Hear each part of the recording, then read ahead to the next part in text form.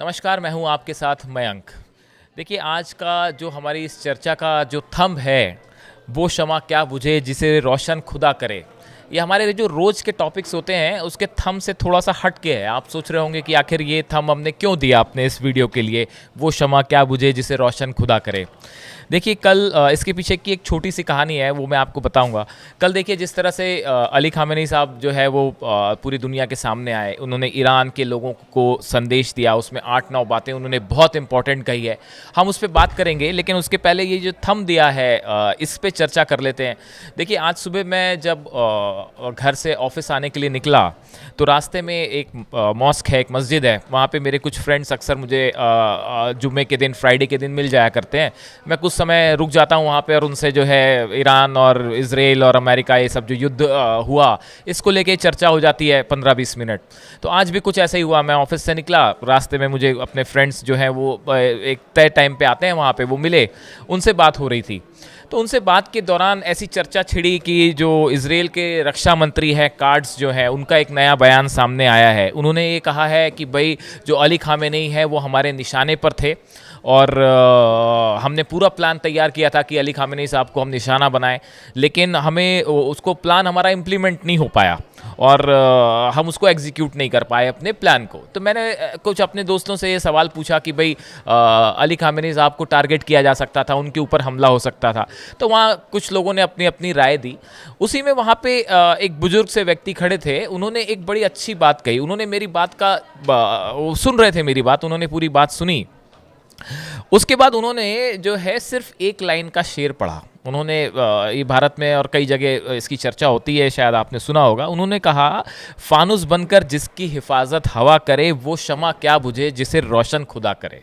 ये बात उन्होंने अली ख़ामेनी साहब के लिए कही। उनका कहना ऐसा था साहब कि वो शम़ा को कोई क्या बुझा सकता है जिसे रोशन खुद खुदा करता है।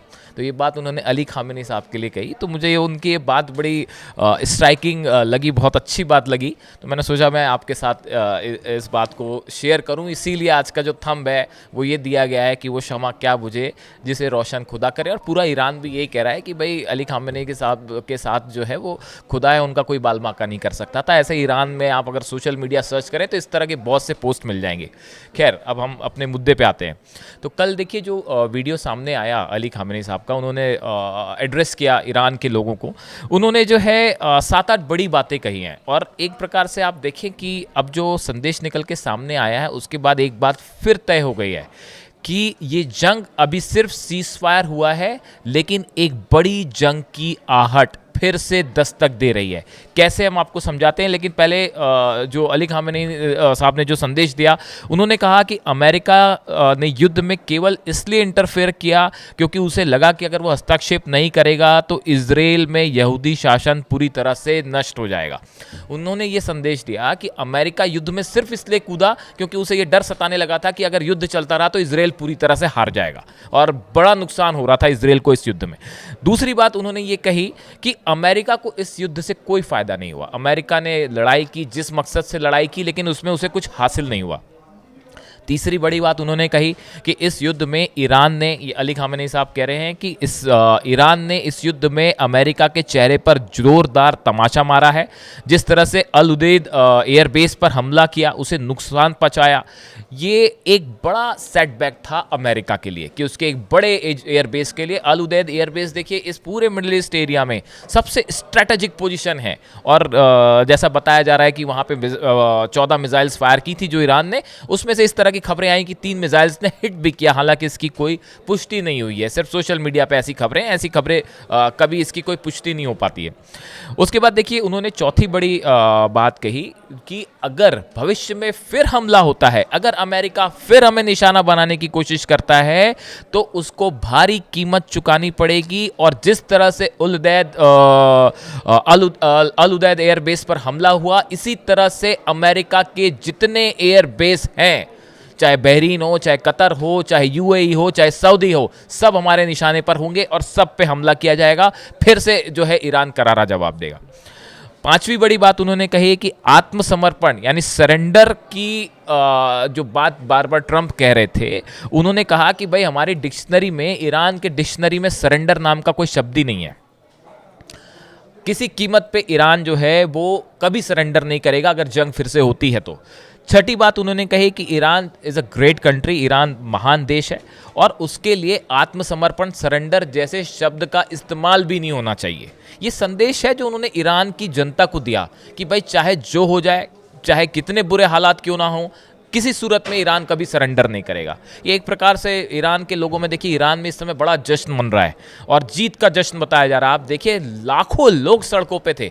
जो सीज फायर के अगले दिन की बात है, देखिए ईरान में कुछ कम नुकसान नहीं हुआ, बड़ा नुकसान हुआ इसराइल का, इसराइल के हमलों का। लेकिन उसके बाद भी ईरान की जनता जो है वो इतने जोश में थी कि देखिए लाखों लोग सड़कों पर जश्न मना रहे हैं, फायरवर्क्स हो रहे हैं, जुलूस निकाले जा रहे हैं और सब बता रहे हैं कि भाई न सिर्फ इसराइल को हराया है बल्कि अमेरिका को भी कड़ी चुनौती दी है, उसको भी मुंह तोड़ जवाब दिया गया।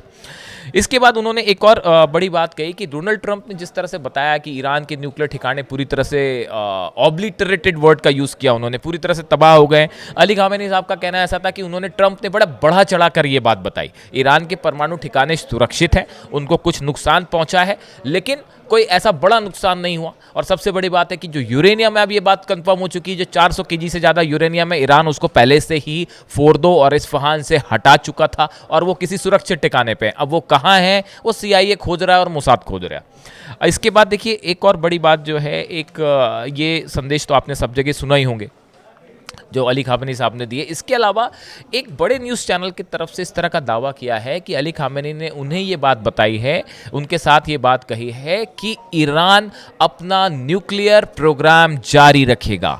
ये एक बहुत बड़ी बात है। देखिए एक तरफ से तो इस तरह की बात आ रही है कि भाई न्यूक्लियर टॉक्स फिर से शुरू हो सकती है अमेरिका के साथ, लेकिन इस बीच में सुप्रीम लीडर का ये कहना कि हमारे पास एनरिच यूरेनियम है, वो सुरक्षित है, हमारे न्यूक्लियर प्लांट्स जो है उसको नुकसान हुआ है, लेकिन कल हमने देखा कि उनके न्यूक्लियर एनर्जी जो चीफ है उनकी तरफ से कहा गया कि हम जल्दी ही चीज़ों को रिस्टोर कर लेंगे और फिर से प्रोग्राम शुरू हो जाएगा।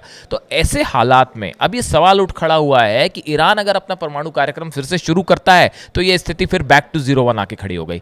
यहाँ से एक नए युद्ध की आधारशिला, बेस रख दिया गया है और यही एक बार फिर अगर एक्सपर्ट्स की माने तो ये सीज फायर बहुत टेम्परेरी है, कुछ समय के लिए है, एक बड़े जंग की आहट है जो आज नहीं तो कल ज़रूर होगी।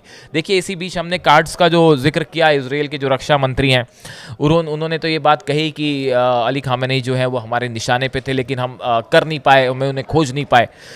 इसके अलावा उनका एक और बड़ा बयान आया है, जो इसराइल के रक्षा मंत्री हैं वो ये कह रहे हैं कि जो एनरिच यूरेनियम ईरान के पास है वो उससे वापस करे। अब वापस क्या करे, किसी से लिया तो है नहीं भाई, खुद नहीं बनाया है। बयान भी थोड़ा हैरान करने वाला है, लेकिन फिर भी उन्होंने ये कहा कि भाई ये जो यूरेनियम है ये वो अमेरिका को या इसराइल को सौंप दे और इनसे परमाणु बम बनाया जा सकता है। तो अब देखिए कुल मिला के बात फिर उस एनरिच यूरेनियम के आसपास आ गई है जो ईरान के पास है और सुरक्षित है।